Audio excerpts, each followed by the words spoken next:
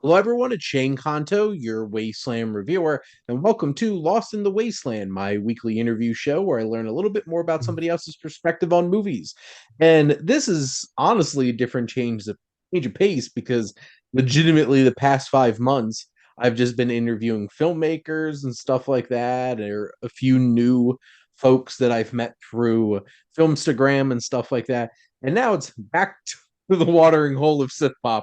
And joining me is one of the co-editors of SiftPop. That is Aaron Schweitzer. Thank you so much. Yeah, I'm happy to be here. I don't know how interesting this conversation will be, after filmmakers and whatnot, but We I'll have do my fun, best. Aaron, and I'll do my that's best. what matters. Exactly, And exactly. Aaron is here for his fourth round hmm interview, which I have seven and a half completed rounds of questions.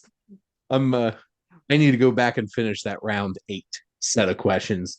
mm I ran out of inspiration and was like, I'll come back to this later. mm But we do mm have a full set of questions here for this episode for Whoop, our whoop. fourth round. And we're going to start off with a few, favorites here.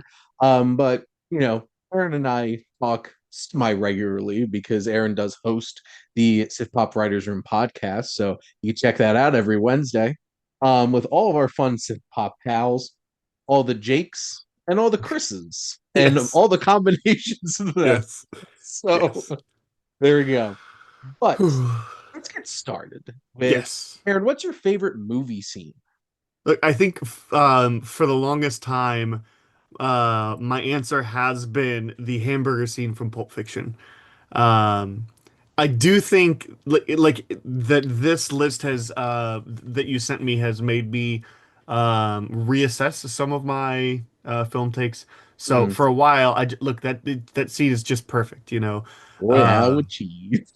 yeah, well, no, not the conversation in the car, but the Oh, is this a conversation. tasty burger? Is this a tasty burger? Can I have some of your Sprite to wash down this burger? You know, what ain't no country I ever heard of? Like it's just a perfect scene. Yeah. And the way that it ends, like building up to this big moment, and then the divine intervention. It's a great scene. It's an incredible scene.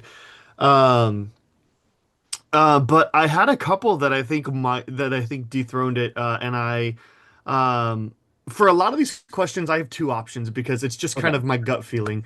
So I'm gonna tell you the one that I was gonna pick briefly, but I'll tell you Mm, my legit okay. pick. And if you don't want me to, that's fine. You can edit around this. I make the rules here, so go ahead, Aaron. Um, there's so many great scenes in Baby Driver, and Mhm. the one that gets me every time is the Harlem Shuffle. It's simple, it's not action, Yep. but there's so many little details. I could watch that scene I repeat 10 times and still pick up new things.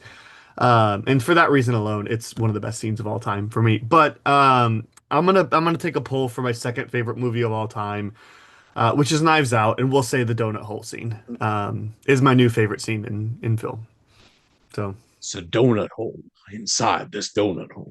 It's it's an incredible scene because it's the climax, right? And Yes. spoilers for a 6-year-old movie, but it's the climax of this scene where of this murder mystery where you're Mm. finally getting the reveal and you're getting your big exposition and you can tell Benoit Blanc is onto something. But he can't quite piece it together and he's piecing it together out loud. It's him thinking out loud. But the analogy that he picks is ludicrous. So it simultaneously advances the plot, really concludes that portion, as Mm. well as like is hilarious. And then it ends with, the resolution of that as well. Because I mean, if we're talking scene, like that's included Yeah. in the scene is, him pulling the knife out of the wall, you get your slow-mo, him trying to stab on Ana de Armas and realizing it's the prop knife and him just going shit and getting arrested. But so it's my new favorite scene, I'll say. When you said 6 years ago, and then I conceptualized, damn, 2019 was such a great year of movies. Yeah. Yeah. But no, Knives Out is fantastic, and there's so many great moments in that film. And obviously, that one has lived on, Yes. for sure. And then you have, like, obviously Baby Driver. That was such a fresh take from Edgar Yeah. Wright after he did his Cornetto trilogy, and obviously just endlessly fun and an incredible soundtrack, and the wrong Mike Myers masks. Um, just throwing that out there. This is Mike Myers. Now, the next two questions kind of go hand in hand. They Yeah, could be from the same movie, they might not be. But not let's even start close. with not even close. Now, let's start with our favorite movie protagonist. Um, Shane, I was so close to picking Wally here. Oh, Uh, but my answer is going to be Joel from Eternal Sunshine of the Spotless Mind. okay. I did not have an answer to this question, so I'm glad I did the prep, because sometimes interview shows are fun to go on and not know what the answers are going to be. But I wouldn't have had an answer to this question. I don't know, like, I Mhm. don't know, Batman. Um, No, no, no, no, no, no, no. and I almost went with Andy Dufresne because and I did try when I did pick this, I did try to be like one particular film. So if I want to pick Mhm. Iron Man, that's fine, but it has to be because of one particular, I wanted to be Yeah. like the fact that we've spent 27 films with James Bond doesn't seem fair. Okay. Um, so I picked Joel from Eternal Sunshine of the Spotless Mind. It's my favorite Jim Carrey performance, and Mhm. it's such a relatable character, but also a character that is separate enough. At least you understand what he's going through, but you also pity him. And he's not necessarily a character that you're rooting for him, but you're not rooting for him to sort of be the way he is. You're rooting for him to change. You're rooting for him to grow. Yep. And it's an incredible performance. It's an incredible screenplay. It's Jim Carrey delivers perfectly the comedy aspects of it, which are really more dark comedy. But Mhm. he'll also make you cry like a baby by the end of it. And so I think there is relatability in the hopeless romantic part of it. Yep. Or maybe not even hopeless. Well, he is a hopeless romantic. I'm not. I'm married, but but either way, that like consistent search for desire. He's trying to find his person. And as the movie progresses more, you just because the movie does the thing where it takes away the bad stuff as it's progressing in the plot, and you just like he's so relatable because I'm sitting here watching the movie at the start of it going, they're so toxic, they're so terrible for each other, but about halfway through the movie you're like, maybe they could try to figure it out this time. Like please just let them figure it out this time. Like I want to root for them so, and like that's a miracle, and it's a miracle for the Yep. screenplay and the performance. So that's why that one's going to be my favorite. Well, and that's the thing about Joel is we've all, most of us, unless you've never been in a relationship, or you've been in one relationship and it just happened to work out, Yeah. like breakups are not a fun thing, Hmm. and they can be very toxic. They can be very challenging to us. And this journey that Joel goes on, it's something very relatable. And then, like, he literally has to go through his past and his memories and stuff like that. But we do that to ourselves.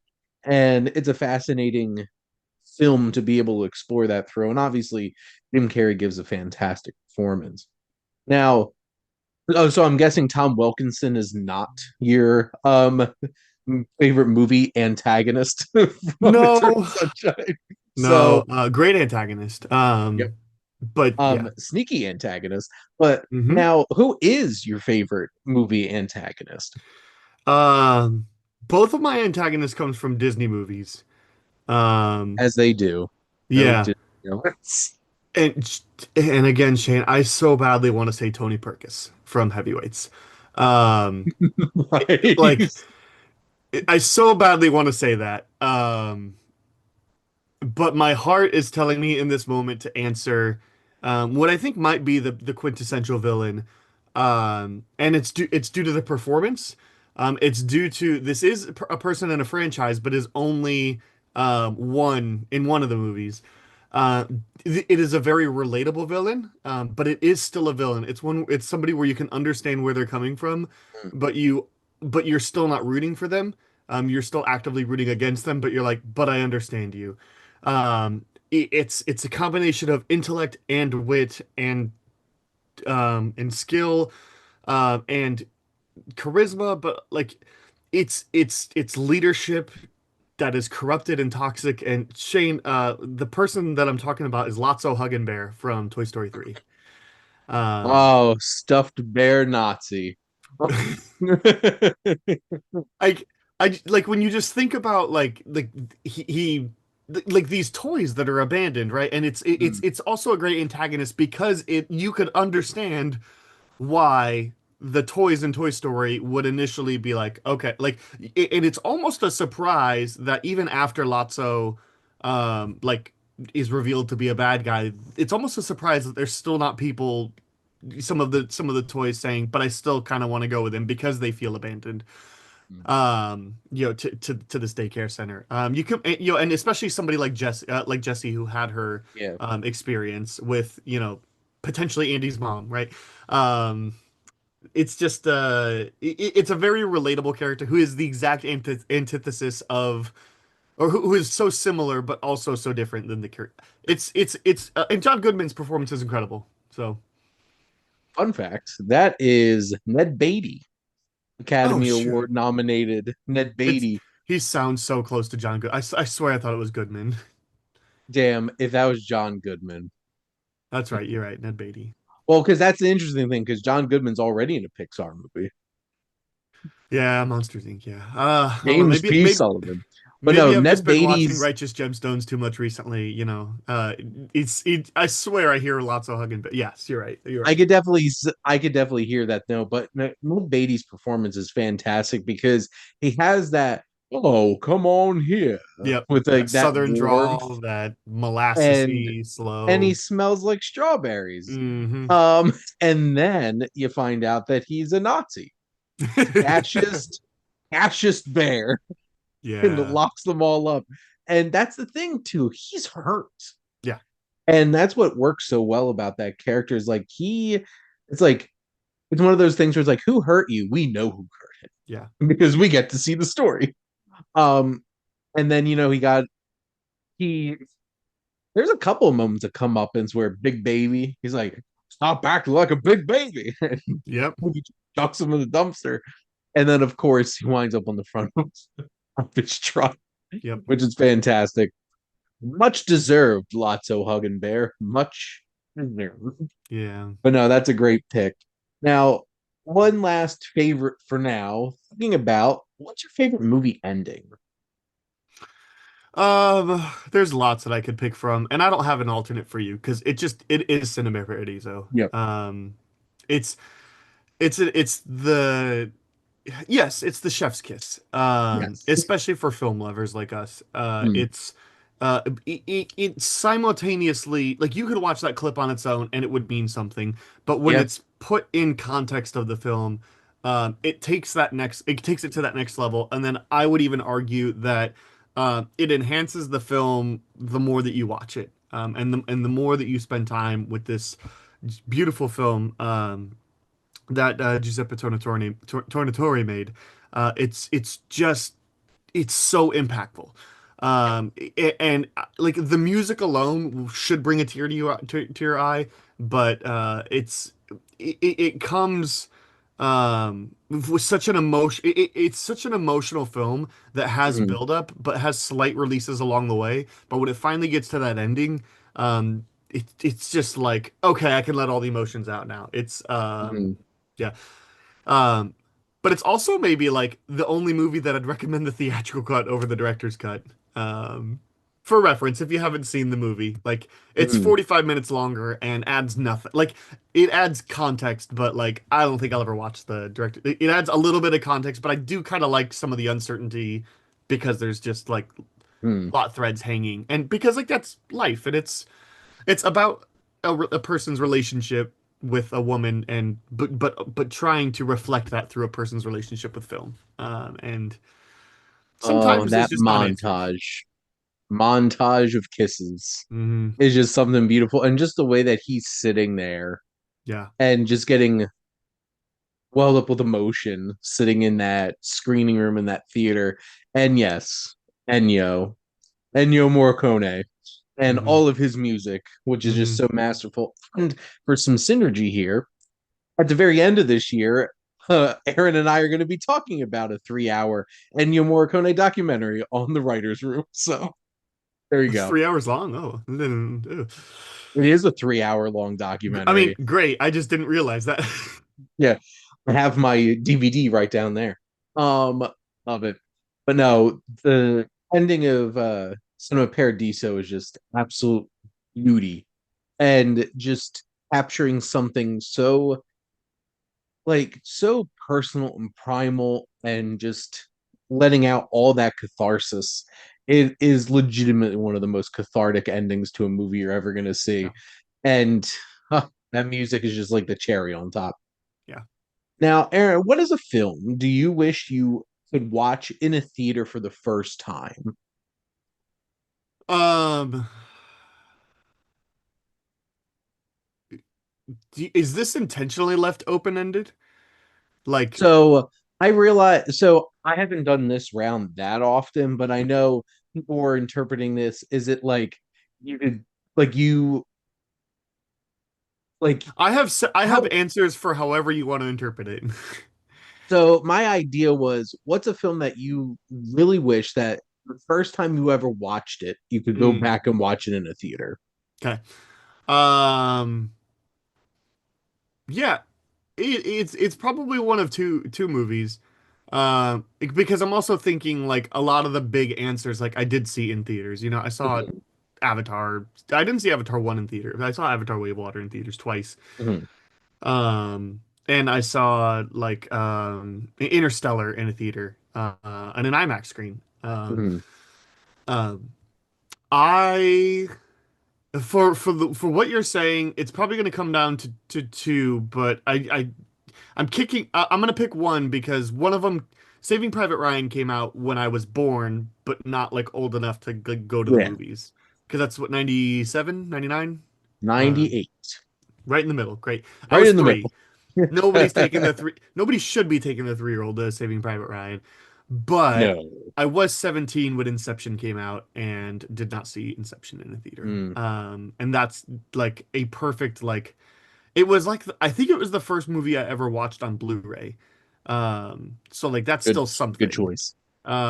So I've never seen it on lower than 1080p, but I would love to go see it in IMAX. I don't know it's been re-released and that's on me, but It's um interesting because I just set my schedule out for my next movie marathon, which mhm. is Blockbuster movie marathon in July, Mhm. and one of them is Inception. Yeah. So I will be rewatching it. But no, I didn't see that in a theater either.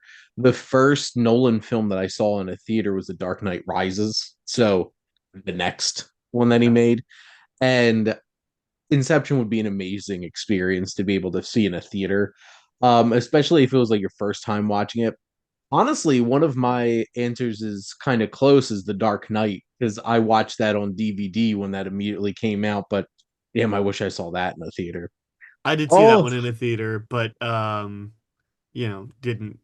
I was just like, it's the new Batman movie. You know, my sister was like, I'm going. I'm like, cool, I'll go with you. there you go.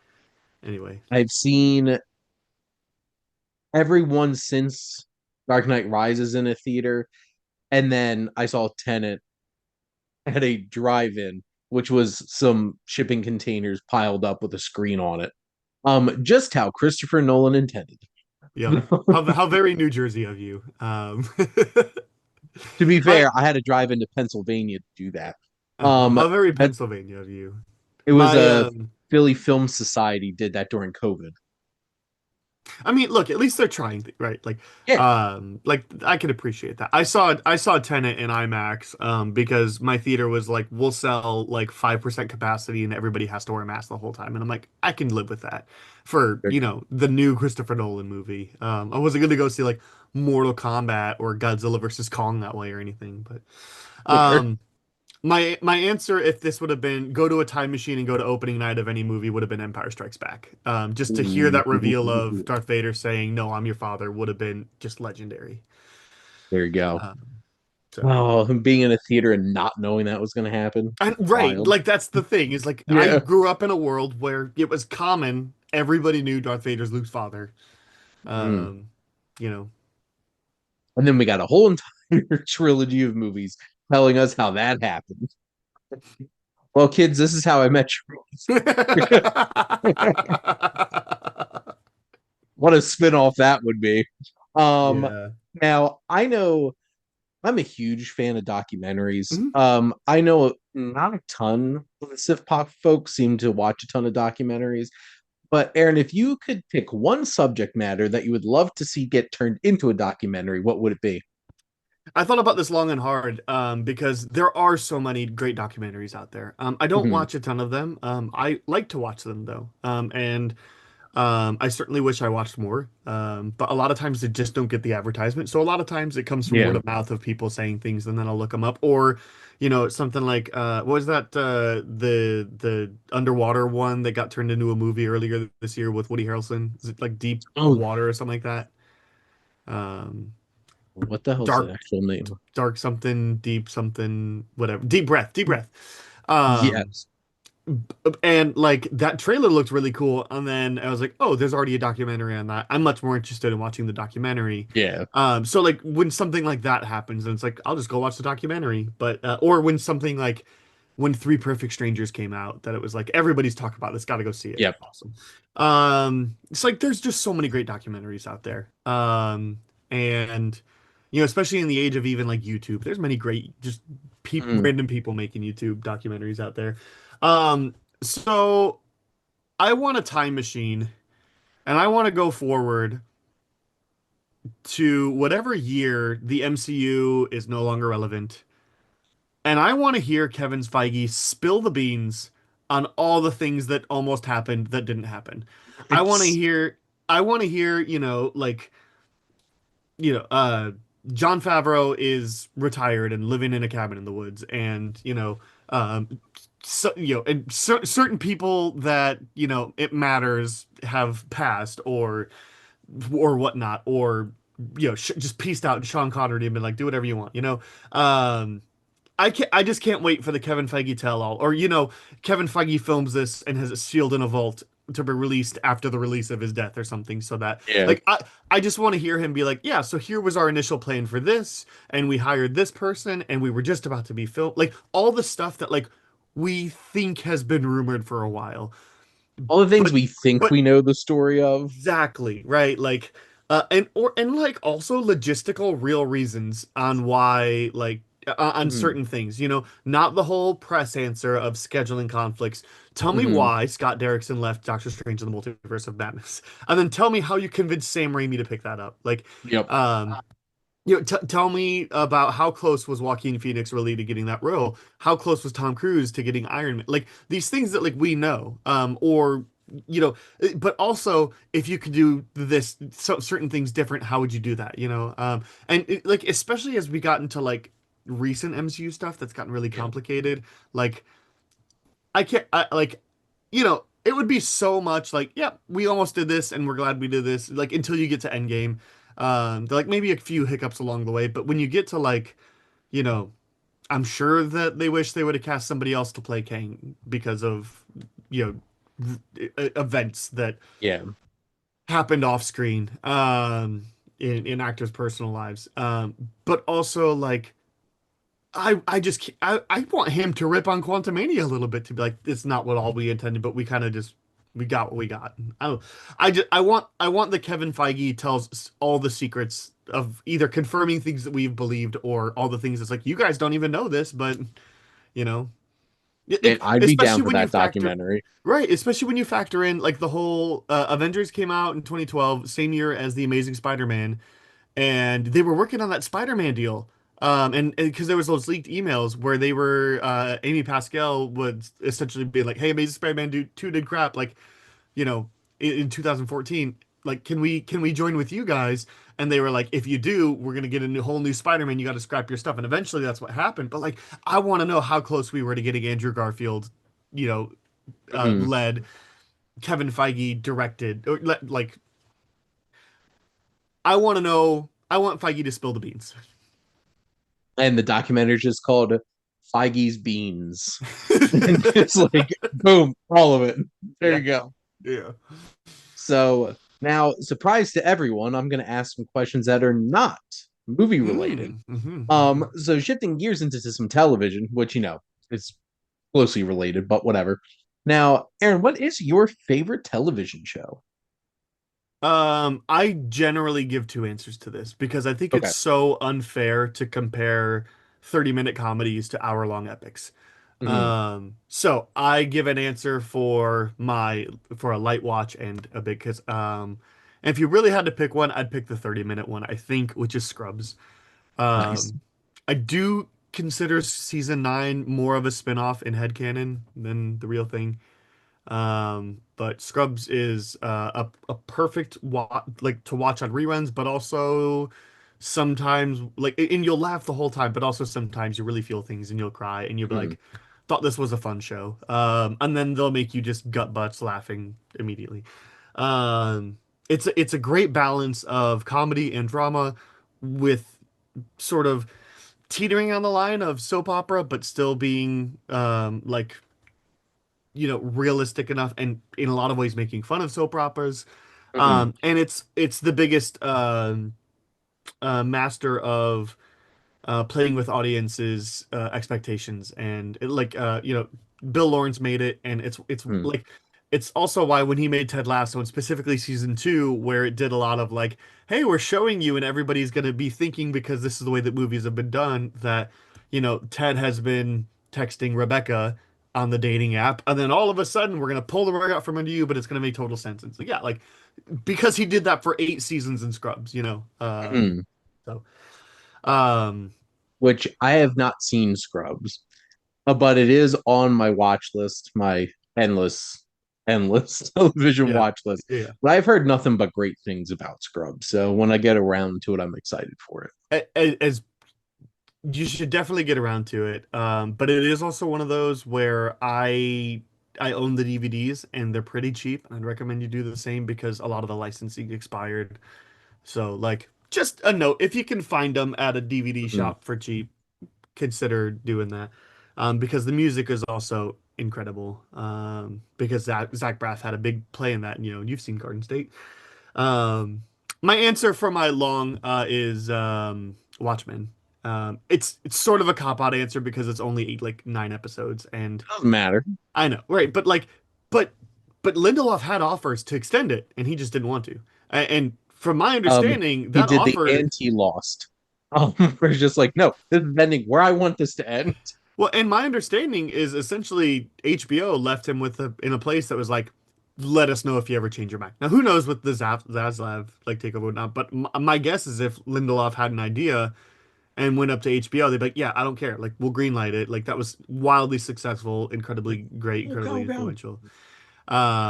It's low key cheating because it's only whatever, but at the same time, like you know, all your favorite shows could have chose to end after one season if they really wanted to, and they didn't. So that's kind of on them. So That Watchmen series was so unexpected yeah. and really completely flipped things on its head. Hmm. After watching the Zack Snyder film and having I've read the graphic novel Hmm. and just seeing where they went with that was so wild.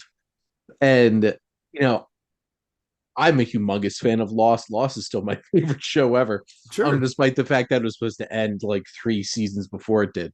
But that man has such an interesting perspective on how to tell stories. And that Watchmen miniseries was something special for sure. I'm thrilled that he got that experience too, because like when Watchmen came out, he was not a hot name in Hollywood. He was in demand certainly, but this was back when people were still Prometheus haters, and and people still Still hadn't gotten pissed over. off about Lost. Right, people were still mad at Lost, and they still are, but also Yes. and not enough people had seen The Leftovers, so like there's still some people I'm sure, but like Watchmen like alone like saved a Mhm. ton, like got him so much more new respect Yeah. from a lot of things. So and then people were like maybe he's not all that bad, and then they checked out The Leftovers and they checked out and people have been like, hey, Prometheus is actually pretty good. It's like, yeah, I've been saying it the whole time. Yeah, just yeah, good for him. Good for Lindelof. For him. Now, what's your favorite television finale? Are you talking season finale or series finale? I guess they left that open enough. that you could choose that. In my mind, I was thinking more like the end of a show Okay, kind of finale. But if you do have like a season finale that you love the most out of anything, I do. that that answers the question too. So go Okay. ahead. I'll give you both. I'm prepared for both. I have four Okay. answers written down. I'm only going to give you the two, a season Okay. and a series. Um, I'll start with the series because the season one is my favorite of all time. And this one is like low-key a little bit of a cheat because it's kind of a multi-parter, but like a Okay. lot of series finales are. They're either multi-part or they're like, okay, but they're concluding arcs that have been taking place. For a show that I thought was relatively mediocre, Star Wars: The Clone Wars is an incredible finale. That like the last three episodes that they Mm. dropped. Um, it took me forever to get through that show, and I even got to the finale like a year later than everybody else. But when I finally got to it, I was like, "Oh, I get it." Like, there's some of the Mm. highest rated episodes on IMDb, and I'm like, I get it. Yeah, that's great.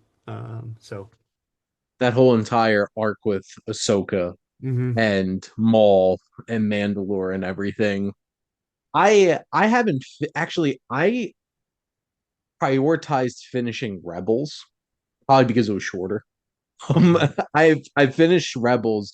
I still need to finish Clone Wars, but I do know that that last season has some incredible episodes, Yes, and like that because it got released in four 3 episode arcs or something I like that. believe so.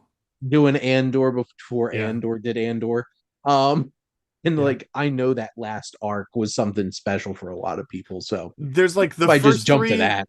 There's like the Watch first three that. that set at the Bad Batch, and people are kind of like hit and miss on that. But then the Bad Batch came out, and especially with the way that it ended, I don't know. I fell off. I couldn't keep up with Bad Batch. I really liked it. I just couldn't keep up with it. Some people have forgiven that one because Bad Batch is pretty great. Mhm. The next one is like kind of getting us back into let's get Ahsoka back into the story, and they're fine. But then it just like boom. But then specifically those last three are like legitimately on IMDb like 9.8, 9.9, 9.9. Like, and they're worth it. They're incredible. So my overall favorite finale though, Mm.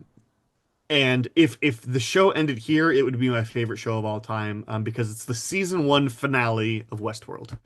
Um, Ah, because it's got revelations. yeah. Like it's one of those where like a lot of times take something like Severance for example. Great finales, both of them. Um, but for the most part, there's just like one big reveal at the end. Like especially that season one finale, it's kind of building to something really cool. And there's a few well, actually that's a bad example because there's a good amount of revelations in Severance season one. Either way, a lot of shows Yeah. tend to end the way that season one of Severance does, with this huge twist, especially sci-fi shows like this, and Mm. then you get this, she's alive, and it cuts to black, and that's it. Yeah. So, and it's great, it's brilliant. But Westworld manages to do that four times in its first season finale. Yeah. Um, and the reveal of who the Man in Black is blew my mind, and Mhm. completely recontextualized that show up to the top. Like it's incredible. And ended on what I thought was such a perfect note that made me excited for more. But also, again, in retrospect, I think they designed it in a way that were like, if we don't get renewed, this could be healthy, this could be fine, Mhm. and it was a smash hit. And like ultimately, like I And really just had do. diminishing returns. Yes, I do like seasons two, three, and four still. But yeah, and I wish we could have gotten that fifth. But at the same time, I'm happy we have them. But like I said, if we could just end where season one ends, I'd be like, that's the best show of all time, and I would frequently rewatch it. I think I've seen it 4 or 5 times, the Mm. whole season one. I what's so interesting is because I owned and was a fan of Westworld, the Yeah, original film. And like it is not well, high concept idea, it's the same idea, but right, like it's nothing like the show right, because it's like the Terminator. That's right. basically what it is. And then what that show did was add so many layers. And I remember I watched the first 3 episodes and noped out and then came back later and then watched it. And once I got up to that finale, I'm like, damn, that just pulled this all together. And then I feel like they got a little too ambitious with what this all was going to Yeah. be. And I think they lost the plot a bit. And, you know, now the creators just moved on and they're doing Fallout. So, you know, I there mean, you they go. moved on because HBO said we're not going to give you money anymore to make this. And they're But yeah, like, well, we'll get our Jeff Bezos money and move on yeah. to our next project now. Look, one day they'll write a book or do an animated series, or like HBO will need a win, and they'll be like, "Hey, you've got some time to really hit it home, right? Like, let's do it." Like, we'll even if it's like or we'll get our movie wrap up. Like, I'm at the very Four least, I seasons in a think movie. at the very least, I think that Jonathan Nolan and Lisa Joy will write a book that's, Mhm. finishing everything, taking the show to its true finale that they always envisioned. At Four least I seasons hope. in a movie. Exactly. 4 seasons in a book. Um, yeah, um, yeah, just such a big fan of that show. Yep. Specifically that first season. It is also like a great example of a show that, like, I think I caught up, so I watched the finale like when it aired, but I like had to binge the first couple episodes beforehand or something. I don't know. Mm. Either way, that finale ended in the credits roll, and like I just didn't move for the entirety of the credits. I was like, guys, like what did I just watch? Should I watch the whole season again right now? And That HBO. yeah. That HBO will do that sometimes. Now, I got two more questions for you, Aaron. Yeah. So, now, which director do you think would best direct the story of your life? Um Somebody I already mentioned before, I'll say Edgar Wright. Um Okay. because I think that first of all, he's funny, and I like to think that I'm a semi-funny guy. Um, and and I am musically oriented. Like I want him at his Baby Driverist. Yep. Um, but I know nothing about cars. And so with that caveat, but like the energy that he brings to Baby Driver is like exactly my energy. That movie is a movie that I know is flawed. It's a movie that I know is far from perfect. But I still have it like in my top 25 of all time because I Mm. just vibe with it. It's like it's one of those movies where you're like, it's great. It's got its problems, but it winds up being one of your favorites because you just vibe with it. It's a great movie, but it's also a vibe. Yeah, as opposed to like it's a vibe. It's not really a movie. Like I don't know. Abby and I watched Law Abiding Citizen earlier today, and it's like that movie's a vibe. It falls apart pretty easily when you start to think pretty hard about the things. But like if you're just in it for the energy and the atmosphere and a fun time about implausible scenarios, you know, I don't know what you were expecting from a movie directed by F. Gary Gay, but great. But Well, you know, I like that movie. well, I think Baby Driver is a pretty great movie. Yeah, But you know, I think all of us probably have those films that like I love They Live. I yeah, think They Live is a classic. Did they definitely run out of money and had to rush they the did. last to the movie? I'm like, yeah. Yeah, they did. We did not have enough money to do the finale to this movie. Let's go. I feel like I pick Edgar Wright because I've never felt like a movie was more made for me than when Baby Driver came out. That Um, makes a lot of sense. yeah. So there you So, go. Now, my last question for you, Aaron, and this is like the big wrap up question. So, what are five films you would recommend to people made before you were born? um, And context, when were you born? 1995. January 1995. Um, So I have a lot to pick from. I could easily just say Godfather Part 2, Godfather, Star Wars, Empire Strikes Back, like, and just pick, yeah, obviously. So I wanted to go specifically with stuff that I do think is underseen. Except for one exception, and I'll start with that exception, but I specifically wanted to pick five movies from relatively different eras. Like these aren't just like all 1994 movies, which is one Yeah. of the best years in cinema history, but that I think are absolutely worth a watch. And I'll start with the one that is the most high profile, um, Halloween 3 Season of the Witch. And The reason I really want to pick this one is because this is one of my favorite of the Halloween movies, and Hmm. like it's got such a bad rap in the film community. I think that's changed over the years. But because it's not Michael Myers and it's an anthology film, so you don't need to see Halloween 1 or 2.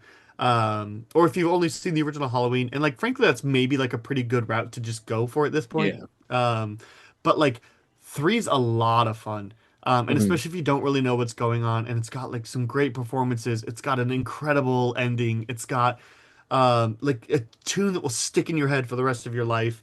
Um, I'm such a big fan of this movie. It's not a masterpiece. It's like a 3.5 star, like, you know, Hmm. um, horror movie that got a decent budget, but like still has like a B movie script, you know. Um, I just think that like I said, I know people have come around on it recently, but I'm just saying if for some reason you've avoided it, um, because of its reputation, like you will probably love this movie. And just don't listen to our buddy Heath. Despises that movie. I really enjoy Season of the Witch. I think it's a lot Yeah. of fun, and it's perfectly John Carpenter adjacent. Yes, exactly. It's when you understand especially if you understand the context. And Yeah. look, it is one of those you give me the time machine and like unlimited authority, like, and it is one of the very first things I'm doing is I'm saying we're doing the anthology route. I don't care that the box office results, like, trust me, this will work. Like, we're doing you know, um, we're doing Like no more Michael Myers. right. No No more more. Michael Myers. Michael Myers is gone. Halloween 4 is going to be another, whatever. Like I would really wish that's the way the thing went, and and I was kind of hoping that maybe after Halloween 2018 they might do the same, and then maybe after Halloween ends, I was like, well, maybe they'll do the same, and I think they're just making another Michael Myers movie Yep, they again. rights got sold off and Yep. right back to the drawing board. Yep. Anyway, so that's my first movie. The next one I'll go is my only other, I'd say, modern era movie. A really underseen movie that will make you remember, that especially for people that might be my age. Mhm. I grew up in an era where Robert Downey Jr. was an outcast before he was Iron Man, and then now he's like just been Iron Man for the last however long, and then Oppenheimer and all that. Mhm. Well, he's not Oppenheimer, but he's in Oppenheimer. Um, um, but a move if you want to go back to a really young Robert Downey Jr., do something really fun that sort of is like, wow, like he's always been a great actor.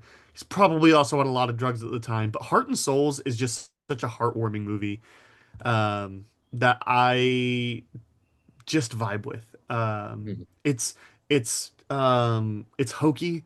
It's a little bit hallmarky. It's certainly under budget or underfunded at times, Mhm. but if you could just get on its wavelength, it's such a wholesome watch. Big fan of Heart and Souls. I have never heard of this. It's So Yeah, so it's it's interesting. Robert Downey Jr. is like a baby on a bus that winds up getting in a crash, and it's like a 1993 or something like that. Yeah. But there's a guy who's like looking at a girl's cleavage and gets distracted driving and like runs into a bus. It's a PG-13 movie or PG or something like that. It's very like supposed to be kid friendly, but this was still 1993, you know.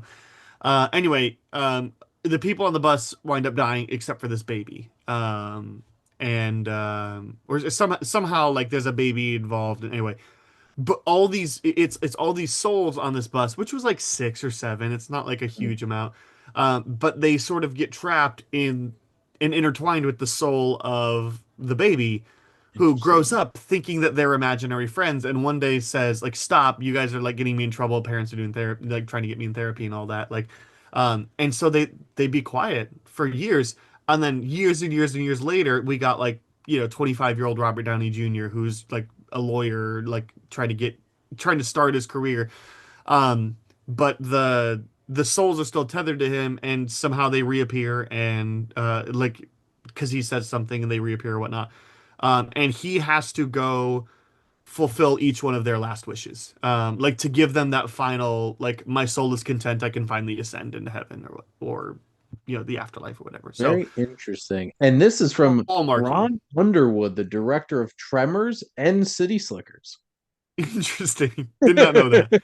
It's and it's the song "Walk Like a Man" from Jersey Boys, right? Yep. Like is used so perfectly in this movie. Very Anyway, good. it's just it's a little bit Hallmark Channel-y at time, but it's also like it's just got its heart in the right place. Hmm. So, um, one movie that had exactly two people that I follow on Letterboxd have it logged. I'm sure more people have seen it because I know, like for you, you haven't logged a lot of older movies. Mm. But have you seen The Silent Partner? I have not. The Silent Partner is a really great 70s like action thriller starring Elliot Gould. There's a Kino Lorber 4K release that looks stunning. Interesting. Um, and it's about a clerk at a mall. Remember malls? In Christmas Malls. time, who like 3 days before like Christmas, like gets like discovers plans of people that are going to rob his mall, and then like you know, and then they essentially blackmail him, and it winds Hmm. up being this, it's like kind of an espionage movie. So of course there's a little bit of like let's try to blackmail each other, and I won't spoil the movie for you at all. It goes in some fun places. It's like 2 hours long. It's a really great 70s. Like I don't like it wasn't done by Brian De Palma, but like Hmm. feels like that era, but yeah, or feel it's got Untouchables vibes to it. It's got Interesting. like the first Mission Impossible. Hmm. Great watch. But I love Elliot Gould, so sold. Yeah, Got two more. two movies that I know you've seen because one of them is right behind you. I can see it in the frame. Ikiru, Kurosawa, right? Yes. Yeah. Um, it's a great. It's just it's simple. It's wholesome. It's about a guy who i- it's it's a Japanese film, Yes. but it's sort of a It's a Wonderful Life kind of movie, um, except it's not about it's about somebody who doesn't realize the impact that they actually have.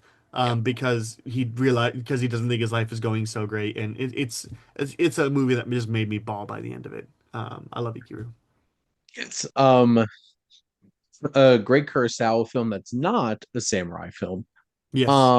And has interesting story structure and how the Hmm. story all plays out, and such a fantastic central performance. And the even the remake Living with Bill Nye, I really enjoyed that a lot too.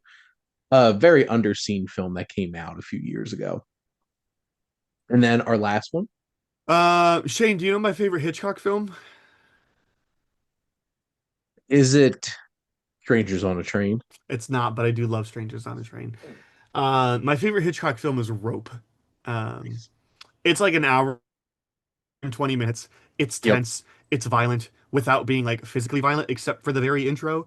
Mm. Um, Also, maybe the only movie I'd recommend you watch a trailer before because like the trailer is like the plot of the movie. You've seen Rope, yeah? Yeah. Right over here. It's it's about it's loosely based off of a real story of Leopold and Loeb, who were two upper class people in the Chicago suburbs who killed somebody because they wanted to see just if they could get away with it because of social class and whatnot. This movie, I think, elevates that story, and that's a very Mm. condensed Leopold and Loeb. But two classmates decide that two upper class classmates decide that they want to kill another classmate just to prove, because they think they're better than him. They want to like prove a sociological point or whatnot. Yep. And it's full of conversations. Jimmy Stewart's in it, Mhm. but these guys kill this student with a rope, which is in the trailer. And then Hitchcock comes on and does this thing and is like, "Now watch what happens next." And then that's where the movie starts. Because they put him in a chest and then serve dinner to his friends and family on top of it, and like try to essentially have everybody that cares about this guy, eat dinner Mhm. off of his, place where he's being Yep. buried. And it's tense, and it's incredible, and it's like an hour and 20 minutes long, and it's filmed like a oneer, with Mhm. 5 cuts, and it's like the most tense 90 minutes you can have, 80 minutes. Absolutely. And I will be starting at the very end of August a 60-week journey into Hitchcock. My buddy Griff is going to be joining me for Rope, but Rope is a Yeah. fantastic pick. Yeah. For sure. And that's the thing. Hitchcock had a lot of great ones. Yep. It's real easy to like you could talk to like 10 different people and they all have different favorite Hitchcock Yep. films. He's And that I kind of wouldn't blame filmmaker. him, you know. Yep. And I'm sure there's somebody out there whose favorite Hitchcock film is Topaz. I don't know who you are, but um, yeah. There you go. I knew somebody in college whose favorite was The Lady Vanishes, and I finally watched that. I'm like, I completely understand Yeah. why, because Yeah, it's an yeah. amazing film. Mine's Vertigo. Yeah. That is my It's a great go-to. pick. Yeah. I wanted to smack some teenagers in a re-release that I went to go see because they were laughing. They thought it Yeah. was funny. And I'm like, you don't appreciate good cinema, kids? Um, but I did not strike teenagers who were being assholes in the theater. I only thought about it. So, but those are all my questions. But how I always like to wrap up the show is having my guests ask me a question. So, Aaron, what would you like to ask the Wasteland Review? I've been thinking about this all day, and Shane, I think it's only appropriate. We're recording this on Father's Day. Yes. Shane, who is the pinnacle movie dad? It was so funny because one of the podcasts I listened to is Collection podcasts, and they do like the Criterion Connection. Yep. And on their Instagram, they asked, "Who's your favorite movie dad?" Mm. And it's so funny because I just mentioned this. My answer to their poll was Henry Jones Sr. Yeah. Because Yeah, yeah. God, the reason that Indiana Jones: The Last Crusade is my favorite Indiana Jones movie over Raiders is because that father-son relationship. And like, is Henry Jones Sr. the best dad? No. I think he did the Far from best that it. he could Sure. in the situation, not being somebody who's like paired to be like an actual caring father, which also like that moment when he's like, well, what do you want to talk about? And just like stares at his son, and then he's like, nothing. I got nothing. It's like, well, then let's talk about the Grail. Just takes out his journal. Love Sean Connery, and I think it's hilarious that they're only 13 years apart.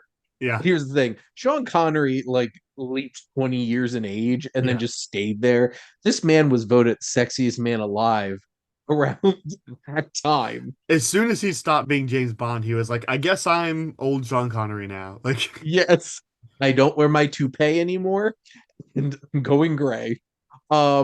It's He's the only human being ever to be considered sexy with a lisp fair. because I guess Scottish lisp just sounds sexy. Um, like lisp for Americans doesn't make you sexy, but it sure makes It makes Sean you Mike Connery Tyson. sexy. Yeah. About its ear off. But no, I love Henry Jones Sr. so much. And like the he takes down a plane with a bunch of seagulls. He's resourceful, he's intelligent, and it made me sad that they killed him off in between Yeah. um uh Last Crusade and Kingdom of the Crystal Skull, but like he would have been retired for like 7 years at that point. He wasn't going to come back. No. Um no, we can thank the League of Extraordinary Gentlemen for that. And he's just like, done. Nope, goodbye. I don't know. I would have But rather like he was originally supposed to be in Skyfall. Like, oh, they wanted to convince him to come back they for wanted like him like to he be was never Albert attached. Finney's They wanted him character, to come back, right? Yeah. and which Albert Finney did a great job. Yeah. Welcome to Scotland. Yeah. Sawed off shotgun. But no, I love Henry Jones Sr. Love their dynamic. I think of other movie dads that I really like.